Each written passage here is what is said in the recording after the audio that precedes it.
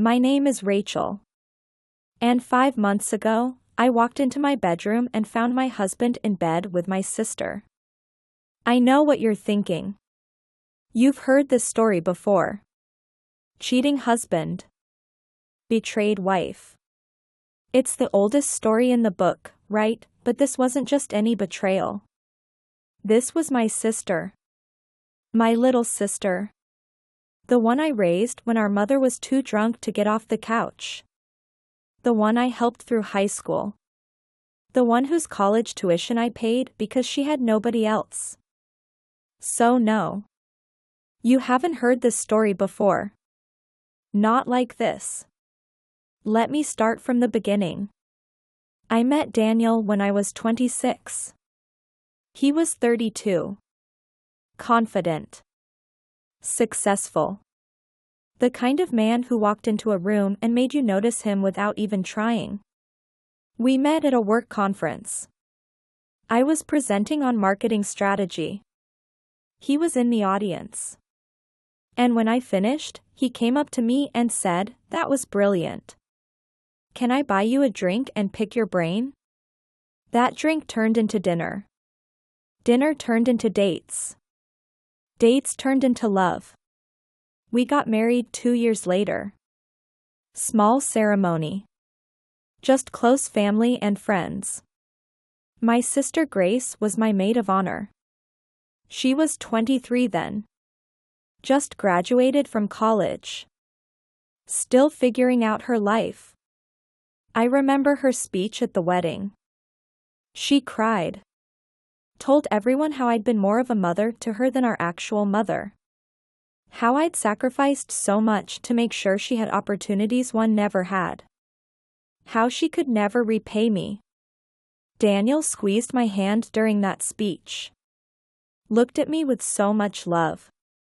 And I thought, this is it. This is my happy ending. After everything I'd been through, I finally had the family I always wanted. I was so stupid. The first 5 years of our marriage were good. Really good.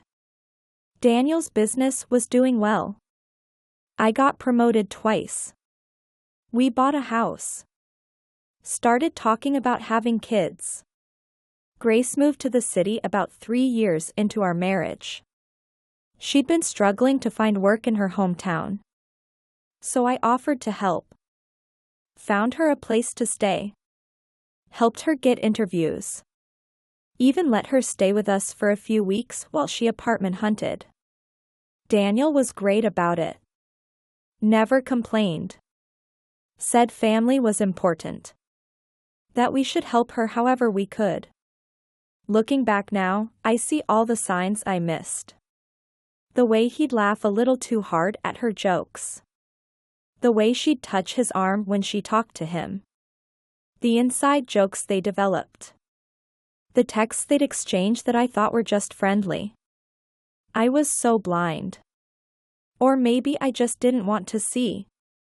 About 6 months ago, things started to feel off. Daniel became distant. Started working late more often.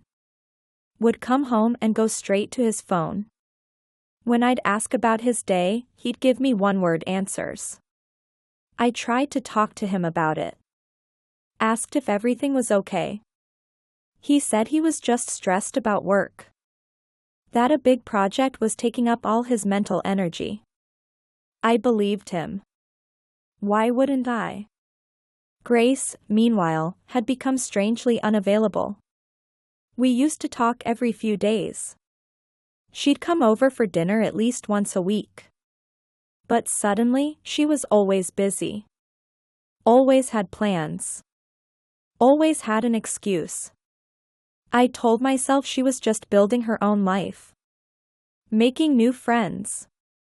Becoming independent. I was proud of her. God, I was so naive. Then came the Thursday that changed everything. I'd been away for 3 days on a business trip. Supposed to come home Friday evening. But the client meeting got canceled, so I caught an earlier flight Thursday afternoon. I texted Daniel that I'd be home early. He didn't respond. That wasn't unusual. He often got caught up in meetings and didn't check his phone. I took an Uber from the airport. Got home around 4 in the afternoon. The house was quiet when I walked in. Daniel's car was in the driveway, which surprised me. He should have been at the office. I called out his name. No answer. I walked through the house. Kitchen was empty. Living room was empty. His laptop was on the dining table, still open. Then I heard something. A sound coming from upstairs. From our bedroom. My heart started racing. Not because I suspected anything. Not yet. I just thought maybe he was sick. Maybe that's why he was home early. I climbed the stairs. Each step felt heavy. Like something in my body knew what my mind hadn't caught up to yet.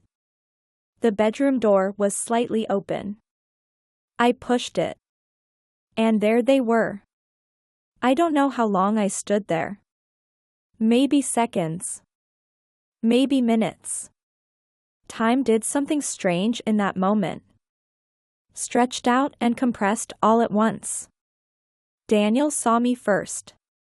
His face went white. Then red. Then white again. Grace turned her head. And the look on her face. I'll never forget it. It wasn't shock. It wasn't guilt. It was something worse. It was irritation. Like I'd interrupted something. Nobody spoke for what felt like forever. Then Daniel said my name. Rachel. Just my name. Like that would fix anything. I don't remember what I said. I think I just backed out of the room. Walked downstairs. My body was moving, but my mind had shut down completely. I heard them scrambling upstairs. Getting dressed. Arguing in hushed voices. I stood in the kitchen. Staring at nothing. My hands were shaking. My whole body was shaking.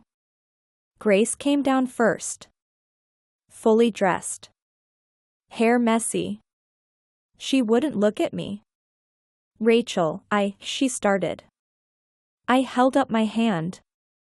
I didn't want to hear it. Not from her. Not yet. Daniel came down next. He looked panicked. Desperate.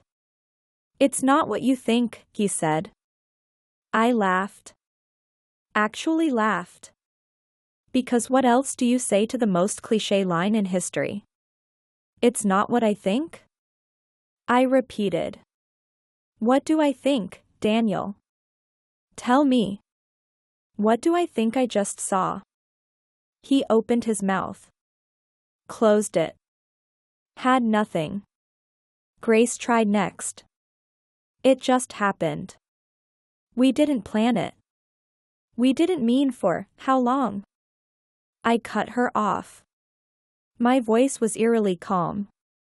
I surprised myself. They looked at each other. Some kind of silent communication passing between them. And that look, that shared intimacy, hurt more than walking in on them had. How long? I asked again. 8 months, Daniel finally said. 8 months. 8 months. I did the math immediately. That meant it started right around the time Grace moved to the city. Right around the time we invited her into our home. Fed her. Housed her. Helped her. Get out, I said. Looking at Grace. Rachel, please, she started. Get out of my house. My voice was louder now. Now. She looked at Daniel. Waiting for him to say something. To defend her. He just stood there. She grabbed her purse and left. didn't even look back. Daniel tried to explain. For hours, he tried to explain. It was a mistake. He loved me. It meant nothing. She came on to him. He was weak. He was sorry. So sorry. I sat there and listened to every word. And with every word, I felt something inside me harden. Turn to stone. Do you love her? I asked when he finally stopped talking. He hesitated. Just for a second. But that second told me everything. I don't know, he admitted. I nodded. Get out. Rachel, we can fix this. Counseling. Whatever you need. Just don't get out of my house. It's my house too.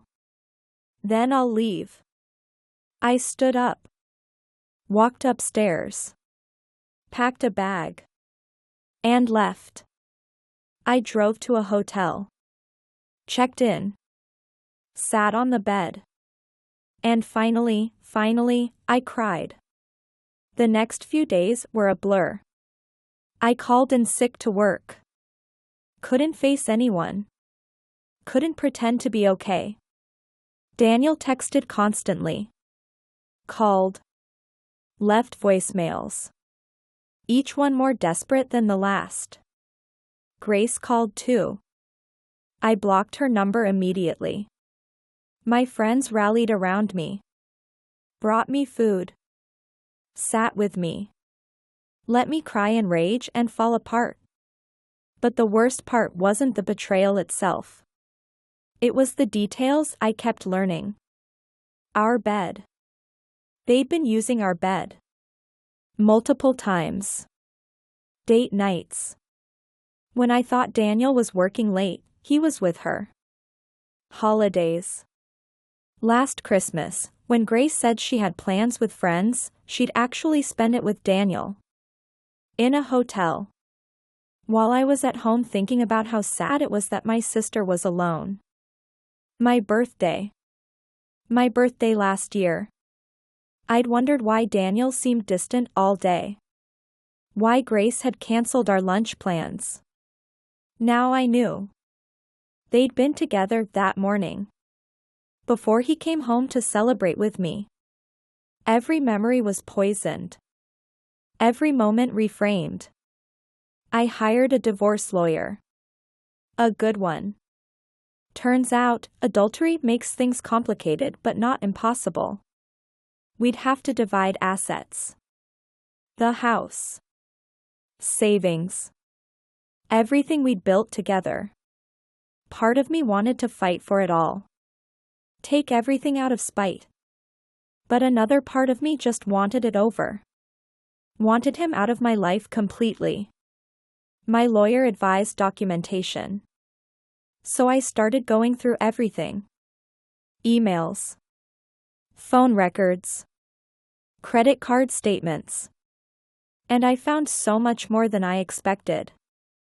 Hotel charges. Jewelry purchases I never received. Restaurant reservations for 2 on nights he'd told me he was traveling for work. It was all there. A whole secret life documented in receipts and statements.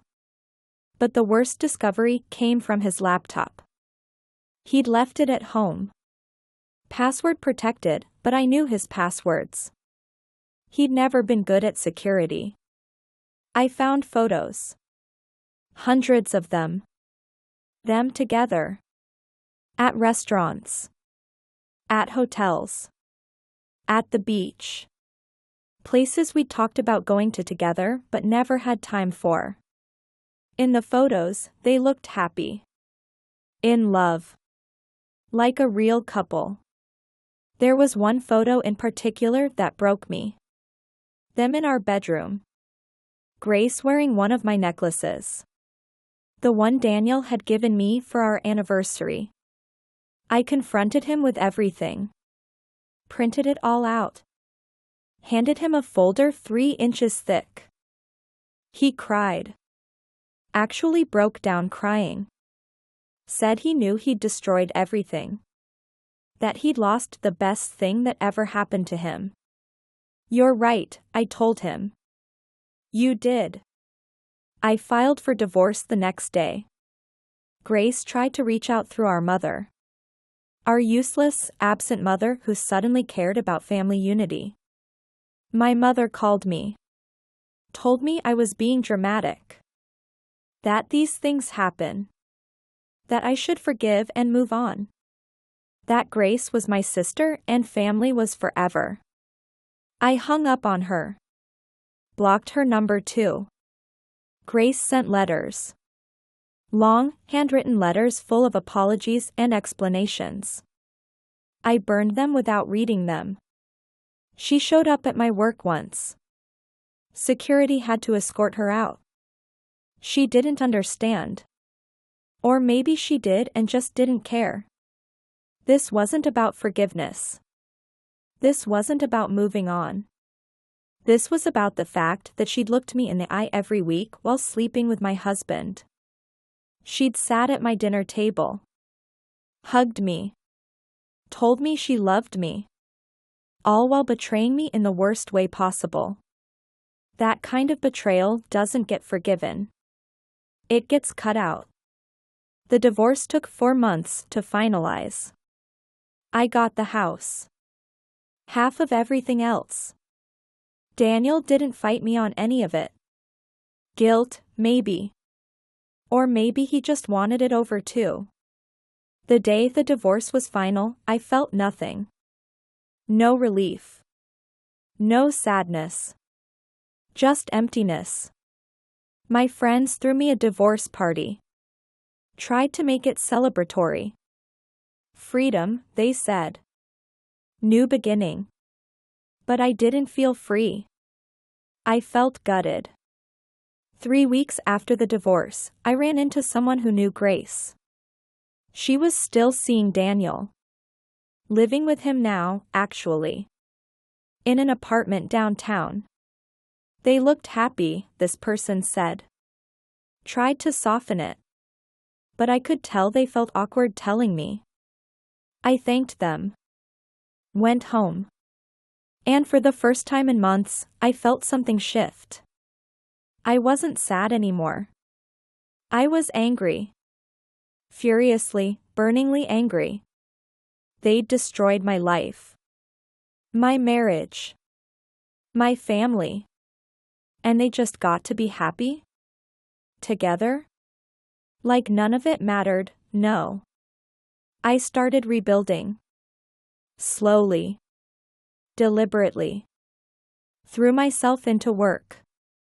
Got another promotion. Started making more money than I ever had. Reconnected with old friends I'd neglected during my marriage. Made new ones. Started therapy. Dealt with the trust issues. The betrayal trauma. The anger. Took up boxing. Learned to channel my rage into something productive. Started dating again. Nothing serious. Just reminding myself that I was still alive. Still desirable. Still worth something. And I stopped thinking about them. Stopped checking social media. Stopped asking mutual friends for updates. They didn't deserve space in my head anymore. 6 months after the divorce, something interesting happened. Daniel reached out. Asked if we could talk. I agreed. Curious what he could possibly have to say. We met at a coffee shop. Neutral territory. He looked tired. Older than when I'd last seen him. I made a mistake, he said. The biggest mistake of my life. I sipped my coffee. Said nothing. Grace and I, we're not working out. It's not what I thought it would be. She's not, he stopped himself. She's not me? I finished for him. He nodded. I want to try again. Us. I know I don't deserve it. But I held up my hand. The same gesture I'd made that day in the kitchen. No, I said simply. Rachel, please. I love you. I always, know, I repeated. You don't get to do this. You don't get to destroy my life and then come back when your fantasy doesn't work out. You made your choice. Live with it. I stood up to leave. I'm sorry, he said. His voice breaking. I'm so sorry. I looked at him. Really looked at him. And I felt nothing. No love. No hate. Just indifference. I know you are, I said. But sorry doesn't fix anything. And I don't want you back. I don't even want revenge. I just want you out of my life completely. And I left. It's been 5 months since that conversation. I heard through the grapevine that Daniel and Grace broke up shortly after. Apparently, the guilt and shame of how their relationship started poisoned everything. They couldn't trust each other. Funny how that works. Grace tried to reach out again. I didn't respond. Daniel moved to another state. New job. Fresh start. My mother called once. I didn't answer. And me? I'm okay. Not perfect. Still have hard days. Still have moments where the betrayal hits me all over again. But I'm rebuilding. Creating a life that's mine. Not defined by who hurt me or what I lost. I'm dating someone new. Someone kind.